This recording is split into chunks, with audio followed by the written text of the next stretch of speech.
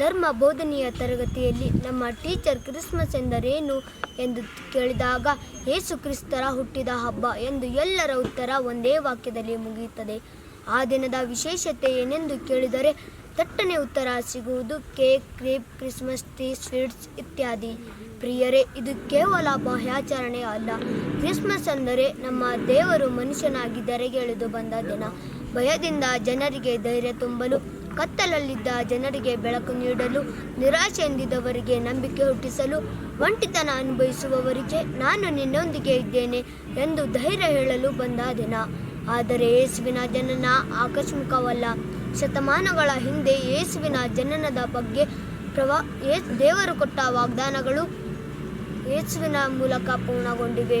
ಪ್ರವಾದಿ ಯೆಶಾಯನ ಗ್ರಂಥ ಅಧ್ಯಾಯ 5 ವಾಕ್ಯ 14ರಲ್ಲಿ ಕನ್ಯೆಯೊಬ್ಬಳು ಗರ್ಭ ತಳೆದು ವರಪುತ್ರನನ್ನು ಪ್ರಸವಿಸುವಳು, ಇಮ್ಮಾನುವೇಲ್ ಎಂದು ಆತನಿಗೆ ಹೆಸರಿಡುವಳು ಎಂದು ಹೇಳಿದ ವಾಗ್ದಾನ ಯೇಸು ಕನ್ಯಾ ಮರಿಯಮ್ಮನವರಲ್ಲಿ ನೆರವೇರಿತು.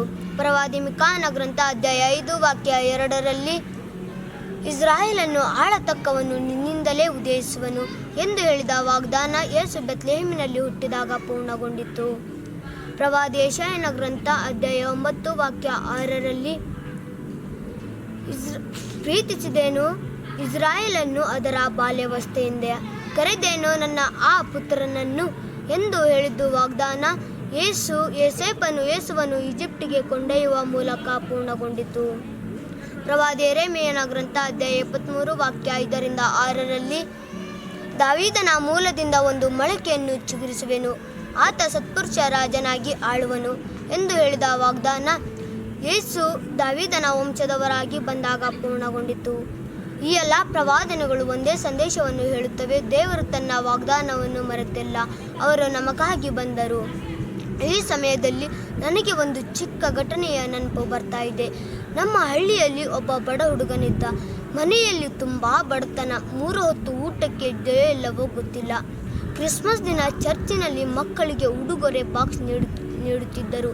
ಈ ಹುಡುಗನು ಕೂಡ ಬಾಕ್ಸ್ ತೆಗೆದುಕೊಂಡು ಮನೆಗೆ ಬಂದ. ಬಾಕ್ಸಿನ ಒಳಗೆ ಸಿಹಿ ತಿಂಡಿಯೊಂದಿಗೆ ಒಂದು ಚೀಟಿ ಇತ್ತು.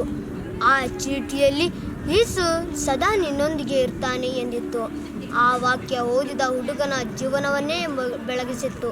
ಮೊದಲ ಬಾರಿ ಅವನು ಅತ್ತನು, ದುಃಖದಿಂದಲ್ಲ, ದೇವರು ತನ್ನ ವಾಗ್ದಾನವನ್ನು ಮರೆತಿಲ್ಲ ಎಂಬ ಅರಿವಿನಿಂದ. ಪ್ರಿಯರೇ, ಇದೇ ಕ್ರಿಸ್ಮಸ್. ನಾವು ಯಾರು ಒಂಟಿಯಲ್ಲ ಎಂಬ ಸತ್ಯವನ್ನು ಅರಿಯುವುದೇ ಕ್ರಿಸ್ಮಸ್. ಕ್ರಿಸ್ಮಸ್ ಎಂದರೆ ದೇವರು ನಮ್ಮ ಹೃದಯವನ್ನು ಯೇಸುವಿನ ಮನೆ ಮಾಡುವುದು.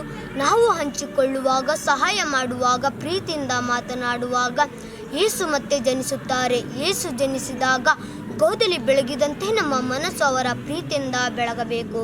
ಕೊನೆಯದಾಗಿ ಕ್ರಿಸ್ಮಸ್ ಎಂದರೆ ಇಮ್ಮಾನುವೇಲ್, ದೇವರು ನಮಗೆ ಹೇಳುತ್ತಾರೆ, ನಾನು ಬಂದಿದ್ದೇನೆ ನಿನಗಾಗಿ, ನಿನ್ನೊಂದಿಗೆ ಇರಲು. ಈ ಕ್ರಿಸ್ಮಸ್ ಹಬ್ಬ ನಮ್ಮ ಜೀವನಕ್ಕೆ ಭರವಸೆ, ಶಾಂತಿ, ಬೆಳಕನ್ನು ತರಲಿ ಎಂದು ಹೇಳುತ್ತಾ ಎಲ್ಲರಿಗೂ ಹಬ್ಬದ ಆರ್ಥಿಕ ಶುಭಾಶಯಗಳನ್ನು ಕೋರುತ್ತಾ ನನ್ನ ಈ ಮಾತುಗಳನ್ನು ಮುಗಿಸುತ್ತೇನೆ.